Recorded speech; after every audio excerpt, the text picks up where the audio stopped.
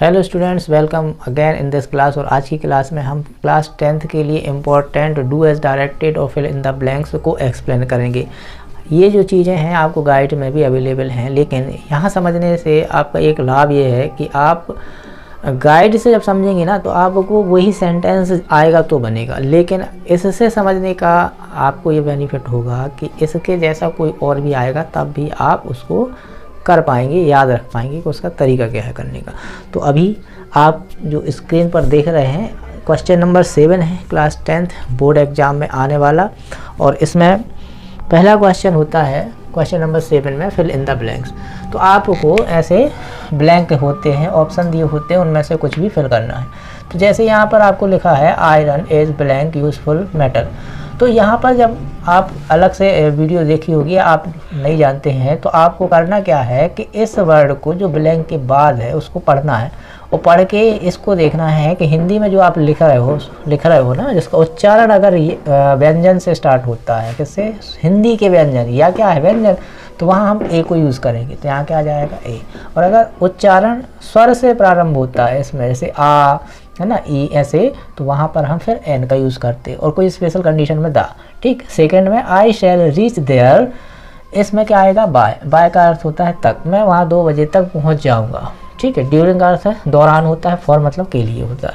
आई tiger yesterday, अब मैंने, अब ये यस्टरडे जो है, यस्टरडे हो, लास्ट डे हो, लास्ट मंथ हो, लास्ट ईयर हो, इस प्रकार के कोई भी वर्ड अगर होते हैं तो हमें ऐसी वर्ब दी होती है। ये फर्स्ट फॉर्म है, ये सेकंड फॉर्म है और ये थर्ड फॉर्म है। तो ऑलवेज आप याद रखें कौन सा फिल करेंगे आप, सेकंड फॉर्म। तो यहाँ पे क्या आ जाएगा सा।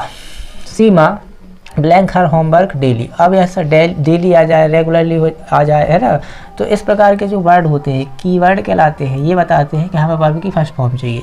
अब सीमा क्योंकि थर्ड पर्सन सिंगुलर नंबर है, इसलिए इसके साथ डज आएगा, मतलब वर्ब में एस लगा आएगा। तो यहाँ पर सही जो ऑप्शन होगा वो क्या होगा, डज, राइट। अब इसके बाद हम देखते हैं question number 5, I am not afraid. अब ये वर्ड बहुत इंपॉर्टेंट है और एग्जाम में आता है। अफ्रेड के बाद ऑलवेज आप याद रखेंगे ये वाला ऑफ आता है। तो इसी प्रकार अफ्रेड हो गया, या आपका एक शब्द होता है मेड, क्या होता है मेड। ठीक है। अफ्रेड, मेड या डाई, डाई या डाई, इनके बाद हमेशा अगर पूछा जाएगा तो आपको ऑफ फिल करना है। 6th, the boy blank is singing is my friend, अगर ऐसा कुछ मिलता है, ठीक है, तो द बॉय, अब जब सब्जेक्ट है, सब्जेक्ट के जस्ट बाद, तो यहाँ पे आपको हु फिल करना है। ठीक है। क्या फिल करना है, हु, लड़का जो गाना गा रहा है मेरा भाई है। He divided blank the river, he dived, sorry divided, he dived, dived मतलब होता है गोता लगाना, ही डाइव्ड। अब अगर कोई गोता लगाता है तो इमेजिनेशन करिए ये रिवर है और यहाँ पे कोई खड़ा हुआ है। ठीक है। यहाँ पर कोई खड़ा हुआ है तो यहाँ से वो कूदेगा, तो यहाँ से चल के वो कहाँ जा रहा है, एक माध्यम से दूसरे माध्यम में, मतलब वाटर में जा रहा है। तो जब भी कोई पोजीशन रनिंग स्थिति में होती है कि वो चल के जा रही होती है, तो वहाँ पर हम क्या लगाते हैं, इनटू। तो यहाँ पे क्या आ जाएगा, इनटू। ठीक है। अब नेक्स्ट बारी है आपके क्वेश्चन नंबर 8 जो आपको आता है, और वो है आपका डू एज डायरेक्टेड। अब हम वो करेंगे। ठीक। तो डू एज डायरेक्टेड में आपके इस प्रकार से क्वेश्चन आते हैं। पहला क्वेश्चन है राजीव सिंग्स अ सॉन्ग, इसमें क्या लिखा हुआ है, change into past indefinite. Past indefinite बोल दें या वो पास्ट सिंपल बोल दें, बात एक ही है ना। पास्ट इंडेफिनिट बोल दें या सिंपल बोल दें। तो आपको क्या मालूम है कि पास्ट सिंपल में सब्जेक्ट तो जो का त्यों ही रहेगा, राजीव, ऐसा लिखेंगे राजीव। अब सिंग जो वर्ब है वो फर्स्ट फॉर्म है, एस लगा हुआ है, तो इसकी सेकेंड फॉर्म आपको यूज़ करना है। क्या आ जाएगी, सेंग अ सॉन्ग, ये हो जाएगा आपका चेंज पास्ट इंडेफिनिट में। Suman will help you make interrogative sentence, इसका इंटेरोगेटिव बनाना बड़ा आसान है। इसमें जो हेल्पिंग वर्ब है कौन सी, विल, उसको पहले रख देंगे हम, विल, फिर लिखेंगे सुमन, फिर हेल्प, और as it is sentence end करने के बाद क्वेश्चन मार्क जरूर लगाना है। अब थर्ड वाले क्वेश्चन को देखते हैं। He was punished for stealing the ring. ठीक है। Make a question with Y, Y से स्टार्ट करते हुए क्वेश्चन बनाना है। तो भैया स्टार्ट वाई से करना है तो वाई तो पहले लिखेंगे, और जैसे ऊपर वाले सेंटेंस में आपने क्या किया, इस सेंटेंस का इंटेरोगेटिव बना दिया, वैसे ही यहाँ पर भी आपको इसको इंटेरोगेटिव बनाना है। तो वाई के बाद क्या आएगी, वॉज। ठीक है। फिर आ जाएगा ही, इसको ही तो चेंज कर रहा है ना, वॉज और ही को।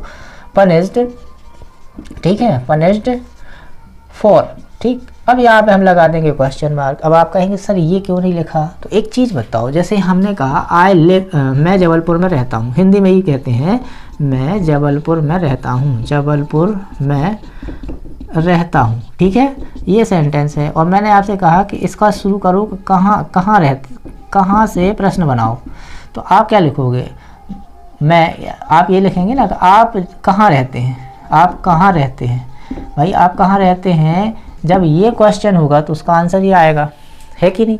तो यहाँ पे जब आपने कहाँ शब्द का इस्तेमाल किया तो ये जबलपुर जो है, क्योंकि ये आंसर है कि मैं जबलपुर में रहता हूँ, तो जबलपुर को हटाना पड़ेगा। अगर आप इसमें जबलपुर लगा देते हैं तो फिर वो दूसरा क्वेश्चन बन जाता है दूसरे टाइप का। तो यहाँ पर भी आपको ये फॉर तक लिखने के बाद ये आपको अलग करना पड़ेगा, है ना। आप में से कई लोग इस फॉर को भी अलग कर देते हैं, हालांकि इसमें पनिश्ड फॉर मतलब काहे के लिए, उसको किस लिए पनिश किया गया, वही कारण है कि भैया स्टीलिंग द रिंग चुराने के कारण ही उसे पनिश किया गया, ठीक है। क्या है इसका मीनिंग, क्या है, वो उसको पनिश क्यों किया गया। अब ये कौन सा वाला है, फोर्थ वाला, यू हैव नॉट विथड्रॉन साथ में ही है, ठीक है, विथड्रॉन मनी।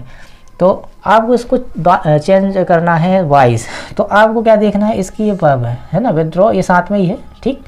तो ये वर्ब है, वर्ब की थर्ड फॉर्म ही है, और ये हैव हेल्पिंग वर्ब है। तो आपको यहाँ से देखना है ये ऑब्जेक्ट है, सब्जेक्ट है। तो हम क्या करते हैं वैसे वॉइस चेंज करते समय, मनी ऑब्जेक्ट को पहले रखते हैं। अब मनी के साथ क्या आएगा यहाँ, हैज़, फिर क्या आएगा, नॉट। आपको पता है हैव हैज़ हैड, अगर सेंटेंस आए हैव हैज़ हैड वाले सेंटेंस की वॉइस चेंज करने आए तो इसके बाद आपको बीन जरूर लगाना है, और ये वर्ब विथड्रॉन जो कि तो लिख देनी है, ठीक है। अब उसके बाद जब इतना कर दिया तो वाई लगा के ये जो सब्जेक्ट है यू, इसका ऑब्जेक्टिव फॉर्म यू ही होता है, इसलिए हम यू ही यहाँ रख देंगे, ठीक है। अब यहाँ पर दो सेंटेंस हैं, the boy is my brother, यहाँ फुल स्टॉप है, यू मेट द बॉय, ठीक है। तो आपको इसको रिराइट करना है, मतलब फिर से लिखना है हु का यूज़ करके। तो द बॉय ऐसा लिखने के बाद आप क्या लिखेंगे, होम यू मेट, और फिर ये सेंटेंस एज इट इज़ लिख देना। भाई यहाँ द बॉय कॉमा लगा के क्या लिखेंगे आप, होम यू मेट, ये वाले सेंटेंस, यहाँ द बॉय नहीं लिखना, क्यों, ये द बॉय की जगह हमने होम लगा दिया दूसरे वाले। फिर यहाँ पे क्या लिखेंगे, इज़ माई ब्रदर, इस प्रकार से ये कंबाइंड होगा इसमें होम का यूज़ करके। सिक्स्थ वाले को देखो, you treat me like your brother, I will help you, है ना। अब क्योंकि अब यहाँ आपको कंबाइन करना है एस से, तो आप इसको डायरेक्ट ही यहाँ एस लगा दो, एज यू ट्रीट मी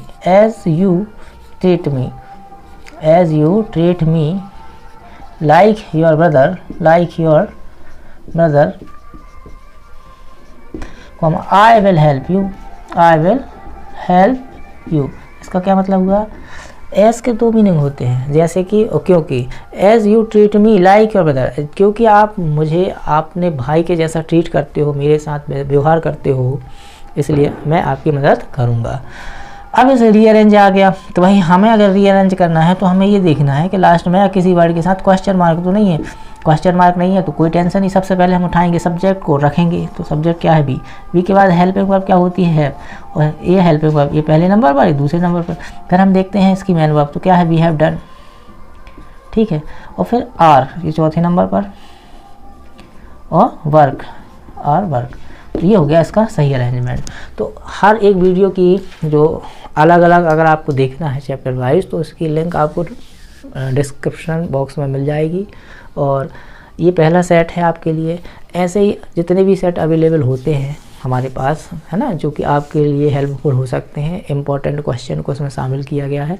तो उनको इस तरीके से समझने के लिए चैनल को आप सब्सक्राइब करके रखें, और इस वीडियो को अपने हर एक फ्रेंड तक आपको शेयर करना है, ठीक है, ताकि वो भी इसका लाभ ले सकें और आपको थैंक यू तो बोल ही सके। तो आज के लिए इतना, मिलते हैं हम नेक्स्ट क्लास में, इसके नेक्स्ट पार्ट है सेकेंड सेट के साथ, ठीक है। Good day, good bye.